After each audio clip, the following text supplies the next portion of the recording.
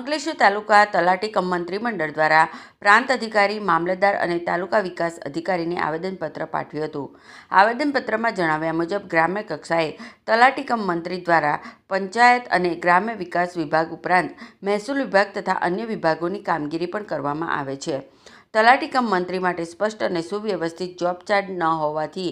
તેમના પર અસંગત તથા અતિરિક્ત કામગીરીનો બોજો સતત વધી રહ્યો છે, જેના પરિણામે પંચાયત અને ગ્રામ વિકાસની મૂળભૂત કામગીરી ઉપર પ્રતિકૂળ અસર થઈ રહી છે. જે અંગે ગુજરાત રાજ્ય તલાટી કમ મંત્રી મહામંડળ દ્વારા સરકારમાં તલાટી કમ મંત્રીઓના જોબ ચાર્ટ બાબતે અવારનવાર લેખિતમાં રજૂઆતો કરેલ છે અને આ બાબતે સરકાર દ્વારા કમિટીની રચના પણ થયેલ હોવા છતાં સરકાર દ્વારા મહેસૂલ વિભાગની કામગીરી તેમજ પંચાયત તથા ગ્રામ્ય વિકાસની કામગીરી બાબતે અલગ કરવા માટે જોબ ચાર્ટ નક્કી થઈ ન આવતા આ સંદર્ભે દર્શિત આદેશથી પંચાયત અને ગ્રામ વિકાસ વિભાગ સિવાયની તમામ વિભાગોની કામગીરી સદંતર બંધ કરવા જણાવેલ છે. આજરોજ અંકલેશ્વર તાલુકા તલાટી કમ મંડળ દ્વારા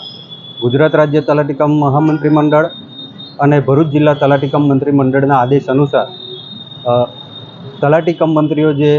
પાયાની કામગીરી કરે છે તેમાં પંચાયત કામગીરી, રેવન્યુ કામગીરી,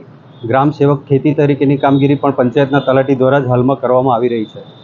પરંતુ જિલ્લા ઘણા સમયથી અમારી સરકારશ્રીમાં રજૂઆત છે કે મહેસૂલી તલાટીની ભરતી કરો છો